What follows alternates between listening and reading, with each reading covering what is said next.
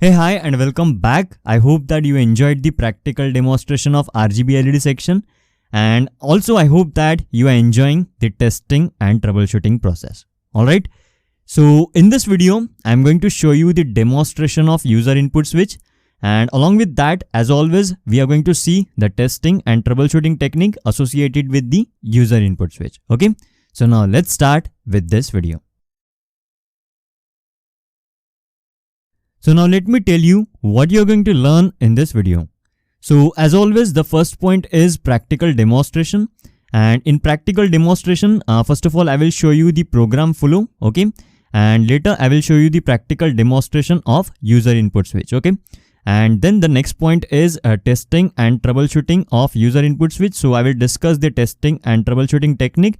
And in the end, we will discuss the mistakes that you should avoid while dealing with the user input switch. Okay, so that's how basically we are going to cover this video. Now let's start with this point, which is practical demonstration, and prior to that we are going to discuss the program flow. Okay, so you already know that, right?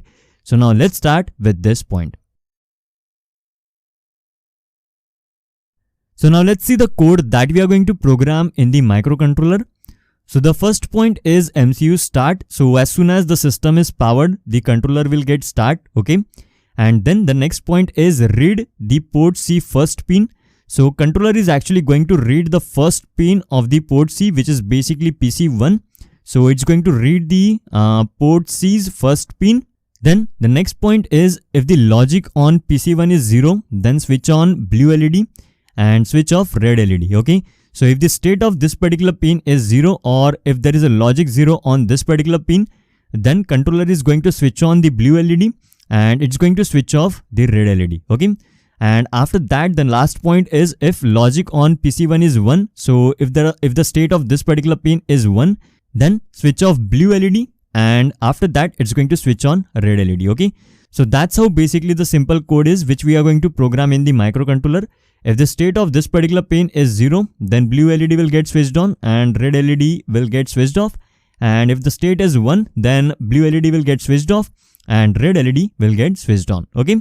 So now let's program this code in the controller and let me show you the practical demonstration. Alright, so now let's program the code in the controller and let's check the user input switch section. Okay. So again, I will go to the Arduino IDE, and this is basically the code that we are going to program in the controller, and you can explore this particular code. This is actually very simple code related to user input switch. Okay, so let's program the code in the controller now.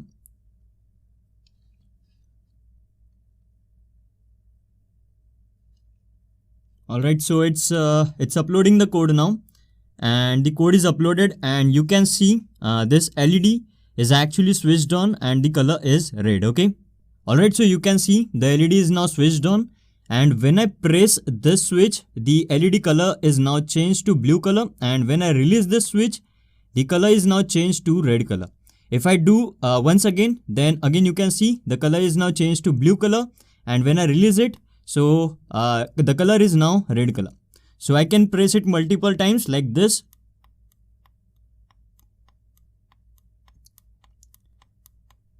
So it means that this user input switch section is working perfectly fine. Okay. Now let's talk about the testing and troubleshooting of this user input switch section. So now let's test this user input switch section. So first of all, I'm going to connect this negative terminal of the multimeter to the negative terminal, or I can connect it to the ground terminal of the hardware. But instead of that, I'm going to connect this negative terminal of the multimeter to the negative terminal of power source. So let me show you first. So here you can see this is basically the negative terminal of lab bench power supply. So I'm just going to connect, or I'm just going to fix this negative terminal of the multimeter in this alligator clip, so that I don't have to hold this, this probe of the multimeter while testing the user input switch section. Okay, so this is how you can actually attach the probe, the negative terminal of the multimeter to the negative terminal of lab bench power supply. So I will just fix it properly. All right. So now let's talk about the testing and troubleshooting of user input switch. So if the user input switch is not working, then the most important thing that you have to do is you have to check the point where you have connected the user input switch. So I'm just going to tap this particular point, and after tapping this point, or tapping means I'm going to connect the positive terminal of the multimeter at this point, and with that we should actually get 4.98 volt or the supply voltage on the multimeter. So you can see on the multimeter we are actually getting the 5 volt or 4.98, 4.99 volt on multimeter. This means that everything is fine at this moment, okay? We are getting this particular voltage because the user input switch point is actually pulled to power supply voltage with the help of pull-up resistor, okay? After that you have to press the switch and you have to check, okay, I'm just going to press the switch now. So after that you have to press the switch and you have to check whether you are getting 0 volt on the multimeter or not. So you can see on the multimeter we got the 0 volt. So I will press the switch once again. So you can see on the multimeter we got 0 volt. It means that now the switch point is actually connected to the ground, okay? So this actually indicates that everything is perfectly fine with the switch. So if the switch is not working, then the first thing that you have to do is you have to check this point, and this should give you, 5 volt on the multimeter or the supply voltage on the multimeter. And if you are not getting the 5 volt on the multimeter, it means that this particular point is actually either it is connected to the ground from somewhere, or the pull-up resistor is not connected on this pin. So it has actually two meaning. And another point is, if you are getting 5 volt here and after pressing the switch, if you are not getting the 0 volt at this point, it means that there is a problem with the switch and you will have to replace the switch, okay? Or you can also check the soldering part of the switch.